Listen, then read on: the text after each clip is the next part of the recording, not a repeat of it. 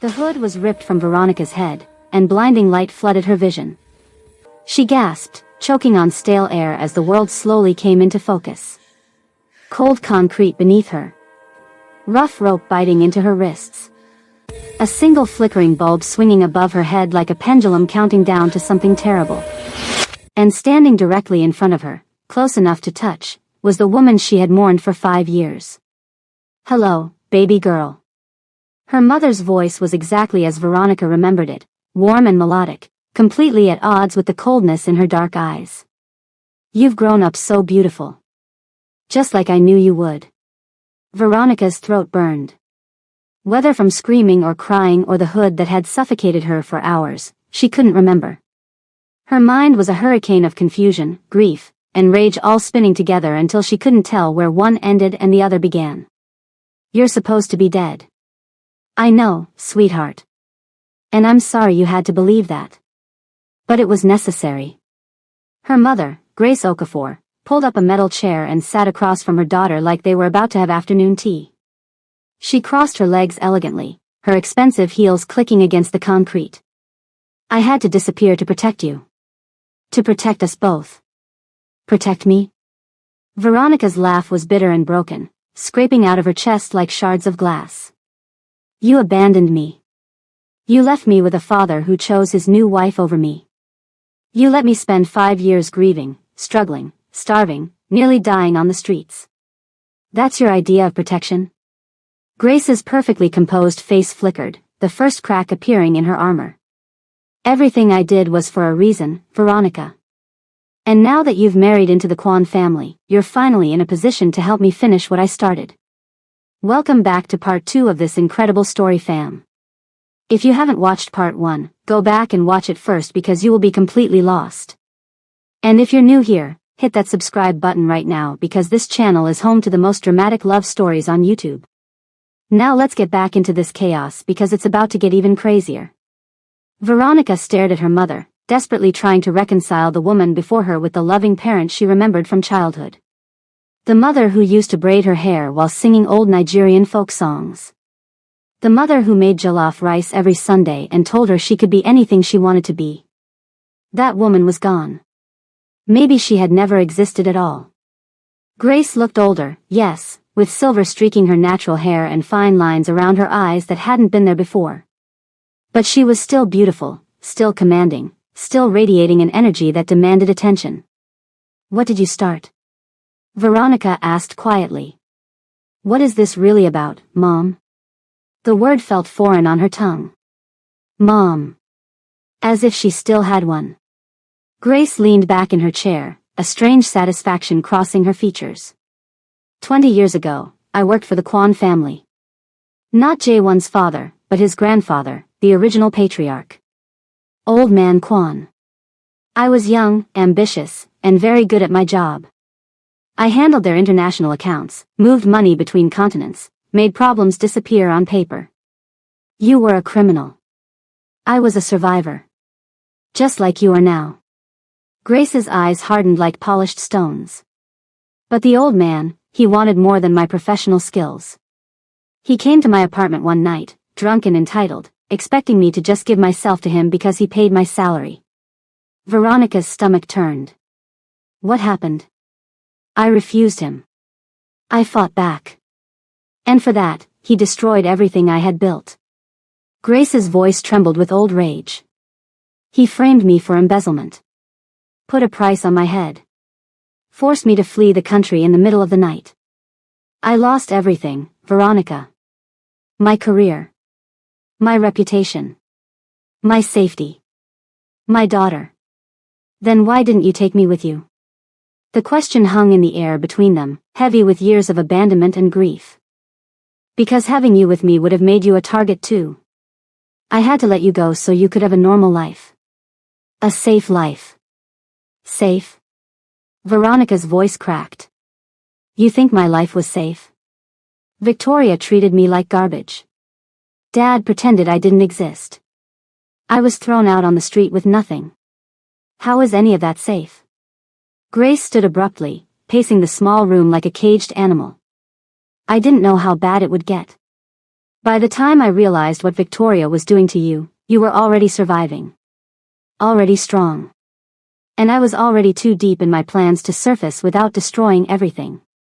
What plans? Grace stopped pacing and turned to face her daughter. The only thing I managed to take when I fled was evidence. Documents, recordings, photographs. 30 years of proof showing every dirty deal the Kwan family ever made. Enough to bring down their entire empire. Veronica's blood ran cold. That's what those men at the mansion were talking about. That's what they wanted. Yes. And now that you've married J1, you can help me access his private files. Security codes. Bank accounts. The evidence I have is damning, but with inside information, it becomes devastating. You want me to betray my husband. I want you to help me get justice. By destroying the man I love? The words slipped out before Veronica could stop them. Grace's expression shifted, surprise flickering through her carefully controlled features. Love?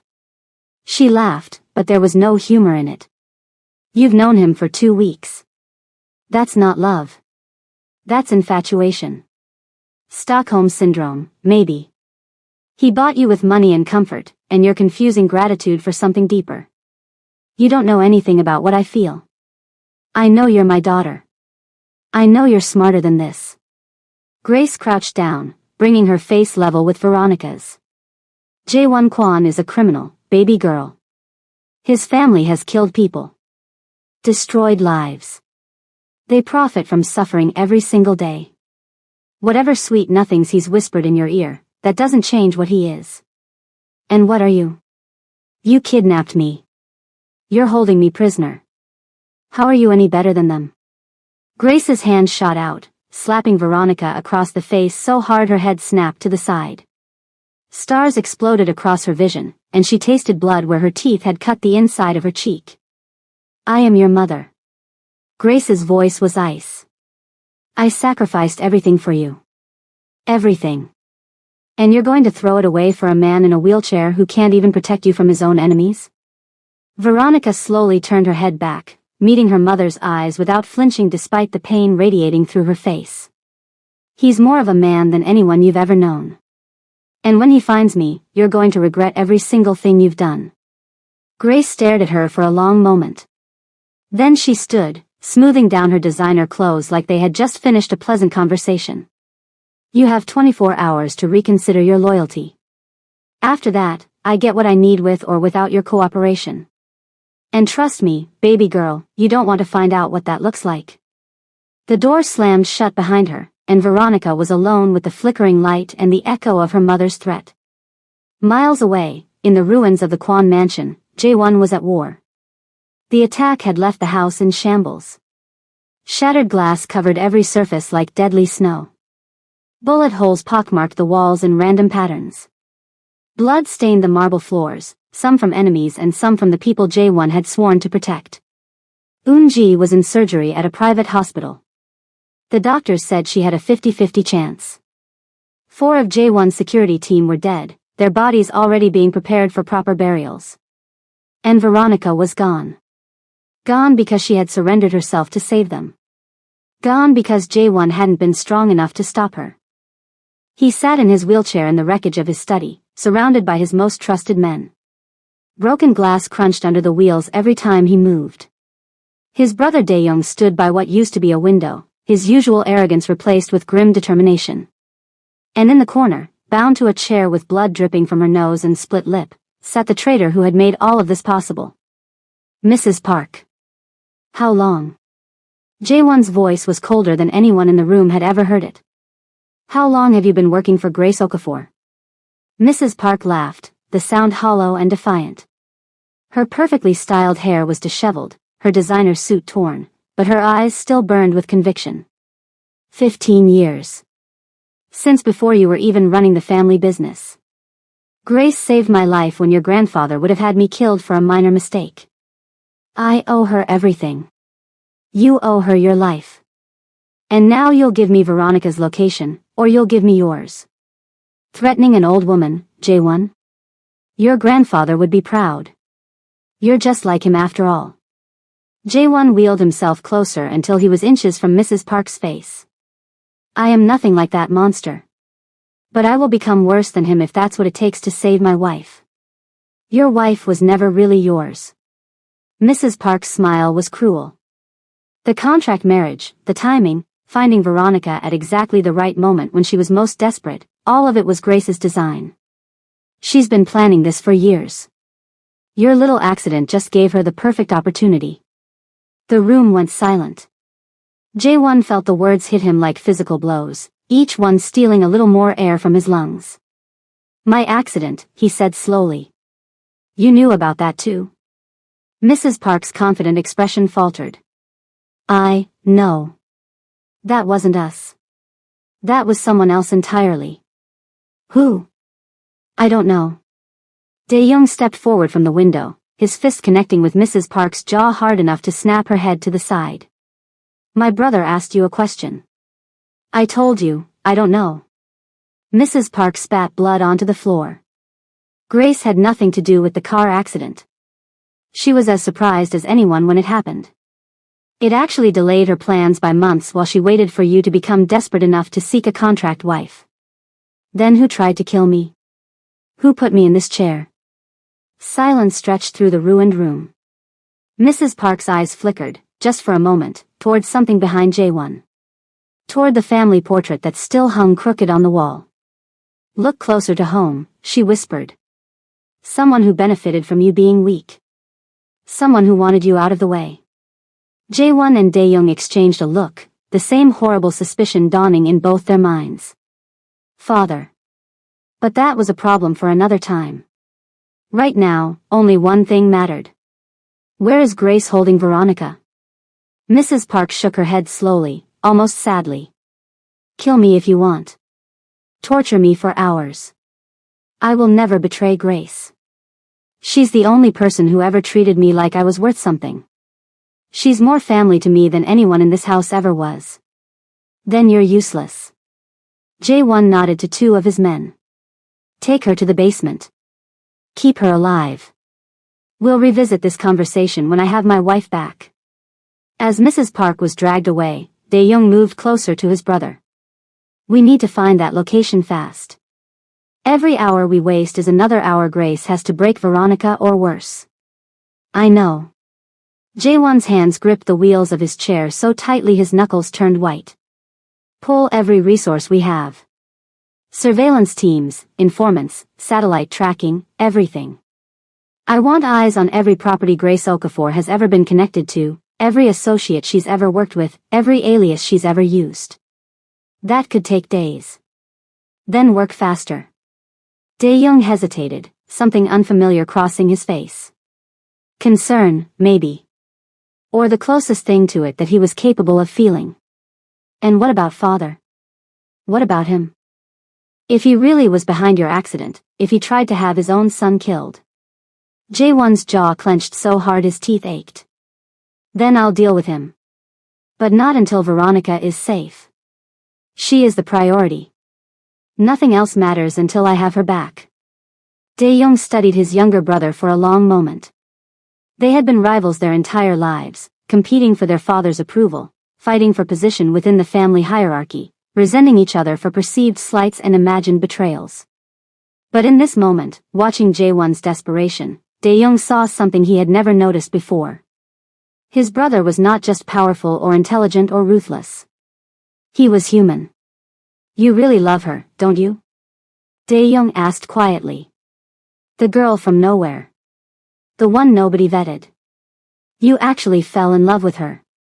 Jae-won didn't answer. He didn't need to.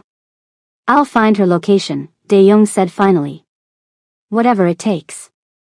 Okay fam, we need to pause here for a second because I know you're stressed. Comment right now and tell me who you think tried to kill Jae-won. Was it really his own father? And what do you think is going to happen to Veronica? Make sure you've hit that like button because we're only getting started with the drama. Back in the concrete room, 12 hours had passed. Veronica had drifted in and out of consciousness, her body screaming from being tied in the same position for so long. Her wrists were raw and bleeding from the rope. Her face throbbed where her mother had slapped her. And her heart ached with a pain that had nothing to do with physical wounds. She kept seeing Jaewon's face in that final moment. The desperation in his eyes as he reached for her. The way he had tried to crawl after her, his broken body fighting against its limitations. The sound of him screaming her name as the hood came down over her head. He would come for her. She had to believe that. She had to hold on to that single thread of hope or she would lose herself completely in this darkness. The door screeched open and Veronica tensed, expecting her mother. But it wasn't Grace who entered. It was a young woman around Veronica's age, beautiful in that sharp, dangerous way that came from growing up with too much money and not enough love. She had delicate Korean features, flawless skin, and hair styled so perfectly it probably cost more than most people's rent. "So you're the famous Veronica." The woman circled her slowly, heels clicking against the concrete like a metronome. "I have to say, I expected more. When I heard Jaewon had married some random black girl off the street, I thought she must be truly exceptional." She stopped in front of Veronica, tilting her head like she was examining a disappointing painting. "But you're just ordinary. Nothing special at all. Who the hell are you?" The woman smiled, and it was cruel enough to cut glass. "Hannah Park. Jaewon's real fiancée. Or I was supposed to be, before you came along and complicated everything." Veronica's blood went cold. The arranged marriage. The contract that Jaewon's father had mentioned at the mansion before everything exploded into chaos. This was the woman who was supposed to become Mrs. Kwon. "You're working with my mother." "Working with her?" Hannah laughed, the sound high and mocking. "Sweetie, I'm funding her entire operation. Grace needed resources to execute her brilliant revenge plan. I needed Jaewon's little contract wife out of the picture. It was a perfect partnership." "You want him that badly? A man who clearly doesn't want you? A man in a wheelchair who chose a stranger over you?" Hannah's smile flickered, something ugly passing behind her eyes. "I don't want him. Honestly, the thought of touching him makes my skin crawl. Who wants a cripple for a husband?" She wrinkled her nose in disgust. "What I want is what marrying him gives me. Power. Position. Control of the Kwon Empire when his pathetic father finally dies. Jaewon is just a means to an end. A stepping stone. He'll never marry you. He won't have a choice." Hannah leaned closer, her expensive perfume overwhelming in the small space. "By the time Grace is done leaking evidence against his family, the Kwon Empire will be in ruins. His father will be arrested or dead. His brother will flee the country like the coward he is. And Jaewon will be desperate, broken, willing to do anything to save what's left of his legacy. That's where I come in, offering salvation in exchange for a wedding ring and complete control. You've thought of everything, haven't you?" "I have. It's what I'm good at." Hannah straightened, adjusting the collar of her designer jacket. "Your mother wants your cooperation. Help her access Jaewon's private files. Give her the passwords, security codes, account numbers. Do that, and she might let you live. You could disappear somewhere far away, start fresh, pretend none of this ever happened. And if I refuse? Then Grace will get the information anyway, just through more persuasive methods. And you'll die knowing that your sacrifice meant nothing." Hannah shrugged carelessly. "Your choice, really." Veronica looked at this woman, this entitled, scheming, heartless woman who thought of people as chess pieces to be moved and discarded. She thought about everything she had survived to get here. The poverty. The rejection. The nights sleeping in cafe booths. The moment she signed that contract not knowing it would change everything. And she thought about Jaewon. The way he looked at her like she was precious. The way he held her like she mattered. The way he fought for her despite every limitation of his broken body. Something shifted inside Veronica's chest. The fear that had been gripping her heart transformed into something harder. Sharper. More dangerous. "Go to hell." Hannah blinked. "Excuse me?" "You heard me." Veronica's voice was steady now, stronger than it had been since she woke up in this nightmare. "I'm not helping you. I'm not helping my mother. And when Jaewon finds me, because he will find me. I'm going to personally make sure you regret every single word that just came out of your mouth." For a moment, Hannah looked genuinely surprised. Women tied to chairs in concrete rooms weren't supposed to make threats. Then she laughed, the sound dripping with condescension. "You really think he's coming for you? He's a cripple, Veronica. A broken man in a wheelchair. What's he going to do, roll in here and play hero? Please. He's more of a man than anyone you've ever known. More than you deserve. More than you could ever understand." Veronica leaned forward as far as her bonds would allow, meeting Hannah's eyes with fire in her own. "And you're going to learn that the hard way." Hannah's amusement faded into something darker. Colder. More dangerous. "We'll see about that," she whispered. She left without another word, the door slamming behind her hard enough to rattle the walls. And Veronica was alone again, in the dark, with nothing but her faith in a man everyone else seemed determined to underestimate. 48 hours after Veronica was taken, Jae-won finally got the break he needed. It came from an unexpected source. One of Dae-young's informants had managed to track the convoy of vehicles that had taken Veronica from the mansion. The trail led to an abandoned warehouse district on the outskirts of the city, a maze of crumbling buildings and rusted equipment that provided perfect cover for someone who didn't want to be found. Surveillance confirmed at least 20 armed guards patrolling the perimeter. Multiple points of entry, all heavily monitored. And heat signatures inside the main building suggesting 4 to 5 people, one of whom was positioned in what looked like a holding cell. "Veronica. It's a fortress," Dae-young said, studying the surveillance feeds spread across the table. 20 guards minimum, probably more inside. We'd need a small army to breach it without casualties. Then we use an army. Jae-won's voice was flat, emotionless, completely at odds with the storm raging behind his eyes. "And if they kill her before we reach her? The moment they know we're coming. Then we don't let them know." Jae-won wheeled himself to a cabinet on the far wall, pulling out blueprints, maps, tactical equipment. Coordinated assault. Multiple entry points. Complete communication blackout on their end before we move in. That would require someone on the inside. We have someone on the inside. Dae-young frowned. "Who?" "Me." The silence that followed was deafening. Every man in the room stared at Jae-won like he had just suggested flying to the moon. "You can barely stand," Dae-young said carefully. "Your legs." "My legs work when I need them to." Jae-won's jaw tightened. "The doctor said I might never walk again. They said I'd spend the rest of my life in this chair. They were wrong. I've been doing physical therapy for months, pushing past every limit they set. I can walk with support. Not far, not fast, but enough. Enough to get killed. Enough to save my wife." Jae-won met his brother's eyes, and there was no room for argument in his gaze. "I'm not asking for permission, Dae-young. I'm going. The only question is whether you're coming with me." Another long pause. Then Dae-young sighed, running a hand through his perfect hair until it was disheveled. "You're insane," he said finally.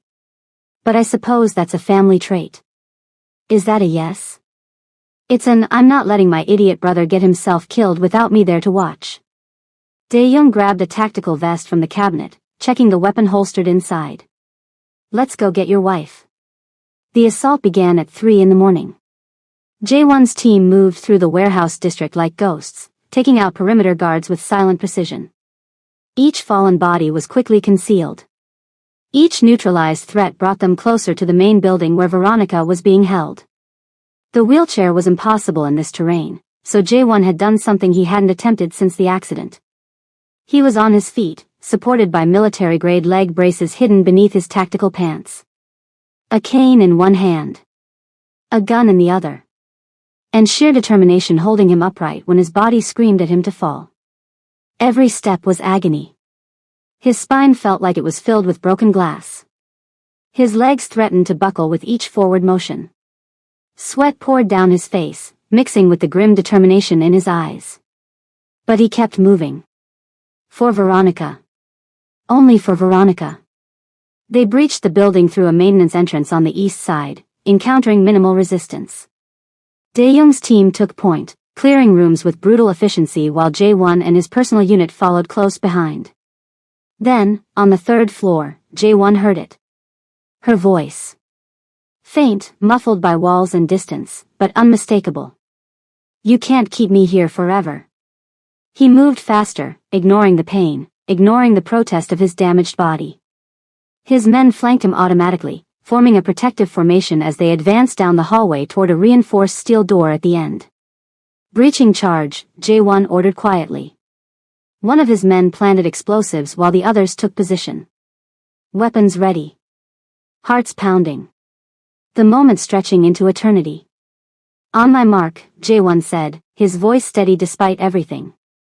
3, 2, 1. The door blew inward with a deafening roar. Jae-won was through before the smoke cleared, his gun raised, his eyes scanning the chaos until they found the only thing that mattered. Veronica. Tied to a chair in the center of the room. Bruised, exhausted, her face swollen from where someone had hit her. But alive. Alive and looking at him with an expression that broke his heart and healed it at the same time. Jae-won. I'm here. He moved toward her, but a figure emerged from the shadows behind Veronica, and Jae-won froze mid-step. Grace Okafor had a gun pressed against her daughter's temple. Drop the weapon, Mr. Kwon. Grace's voice was eerily calm. Or I'll paint the walls with her blood. The room went absolutely still.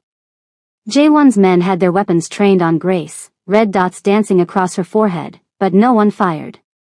One wrong twitch, one moment of hesitation on Grace's part, and Veronica was dead. Slowly, never breaking eye contact with the woman who held his wife's life in her hands, Jae-won lowered his gun to the floor. Good boy. Grace's smile was cold enough to freeze the air. I have to say, I'm genuinely impressed. I didn't expect you to find us this quickly. And look at you, walking no less. You must really love my daughter. I do. How touching. How incredibly, tragically touching. Grace's gun pressed harder against Veronica's temple, making her wince. Unfortunately for you, love doesn't change anything. I've spent 20 years planning my revenge against your family. I'm not going to stop now. I'm not my grandfather, Jae-won said evenly. I had nothing to do with what happened to you. You benefit from his crimes. You live in luxury built on the suffering of people like me. That makes you complicit. Mom, please. Veronica's voice was strained with terror. This isn't justice. It's revenge. And it won't bring back the years you lost. It won't heal anything. It won't change what he did to you. Quiet. Grace's composure cracked, just slightly. You chose him over me. Your own mother. You don't get to lecture me about healing. I chose love over hate. I chose building a future over destroying the past. That's not the same thing as choosing him over you. Something flickered in Grace's eyes. Pain. Regret. The ghost of the mother she used to be, still lurking somewhere beneath all that rage. Grace. Jae-won took a single step forward, his hands raised in surrender. I will give you everything. Every dollar my family has. Every property, every account, every asset. Take it all. Just let her go. You would do that? Give up your empire for one woman? She's not just any woman. She's everything. Veronica's eyes filled with tears, and she shook her head desperately. Jae-won, no. Don't. I would burn the whole world down if it meant keeping you safe. Jae-won's voice broke on the words, all his walls crumbling at once. You're my wife. My heart. The only thing in my life that's ever felt real. So yes, Grace, I would give up everything. Name your price. Grace stared at him, truly stared, like she was seeing him for the first time. Her gun wavered, lowering a fraction of an inch. That was all the opening Dae-young needed.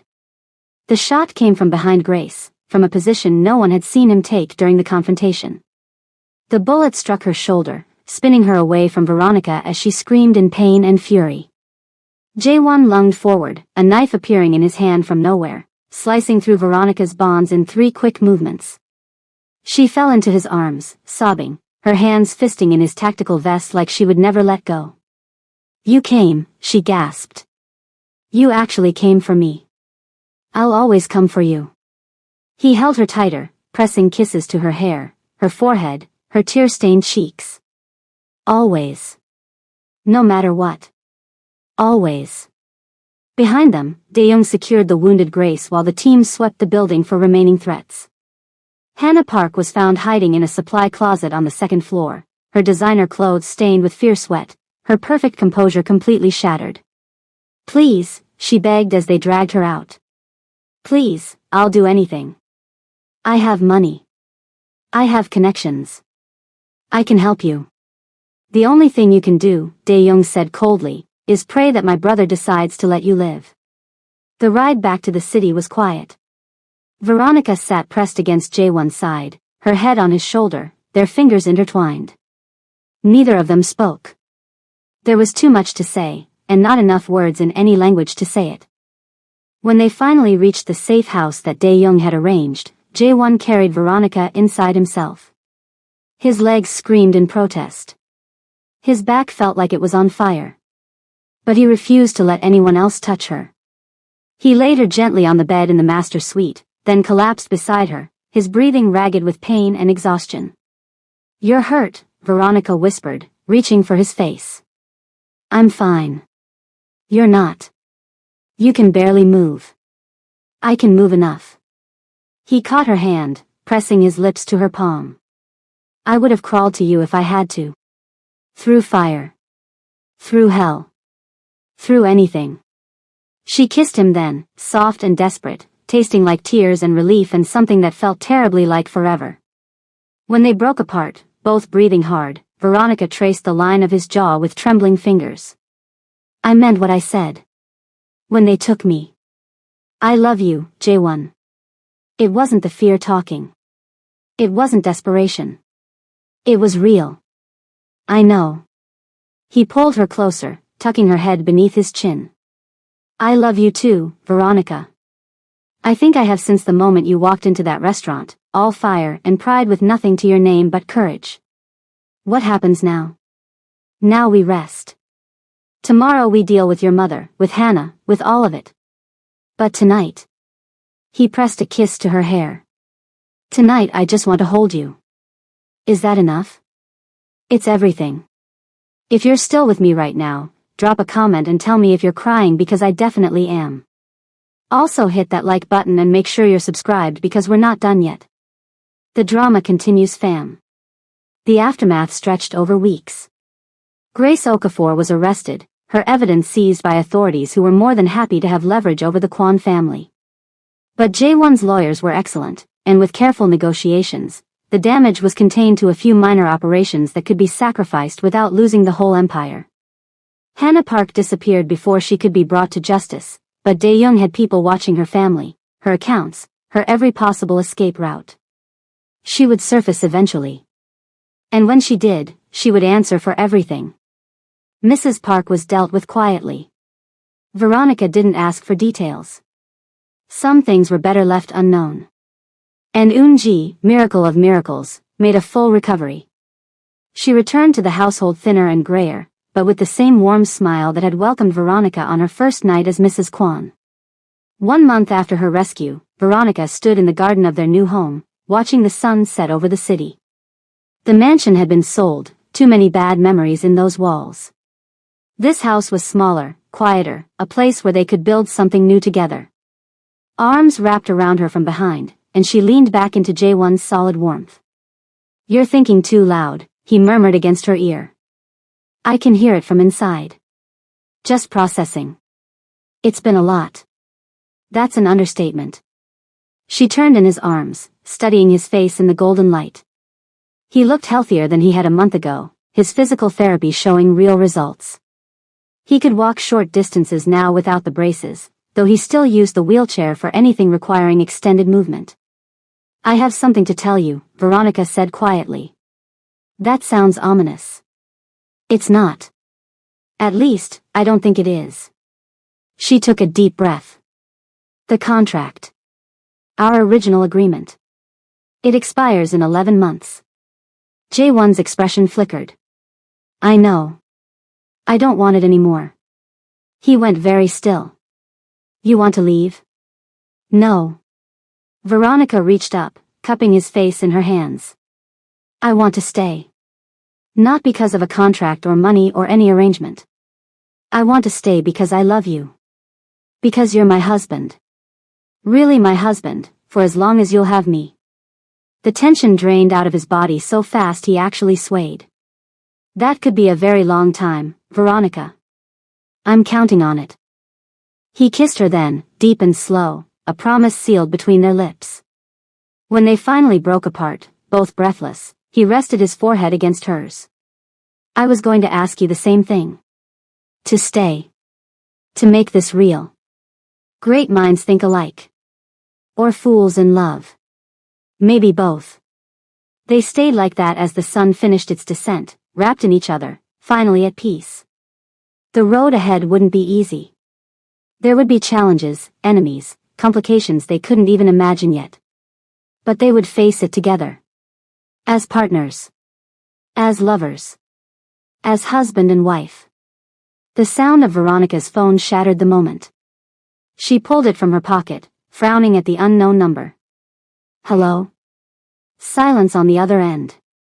Then a voice, distorted and unrecognizable. Did you really think it was over, Mrs. Kwan? Who is this? Someone who's been watching. Someone who knows secrets even your mother didn't have access to. A pause. Ask your husband about what really happened the night of his accident. Ask him who he was meeting. Ask him about the woman in the car with him. The line went dead. Veronica lowered the phone slowly, her heart pounding. Jae-won was watching her with concern. Who was that? She looked at him, at the man she loved, at the man who had fought through hell to save her. And she felt a new crack forming in the foundation of everything they had built. Jae-won, she said carefully, the night of your accident. Were you alone in the car? His face went absolutely white. And Veronica knew, with terrible certainty, that the peace they had found was about to shatter all over again. Alright fam, I know you're screaming at your screen right now. Who was in the car with Jae-won? What secret has he been keeping? And who is this mysterious caller who seems to know everything? Drop your theories in the comments because I am dying to know what you think. Make sure you're subscribed with notifications on because part 3 is coming and I promise you, it's going to turn everything upside down. Like this video if you're ready for more chaos, and I'll see you in the next one.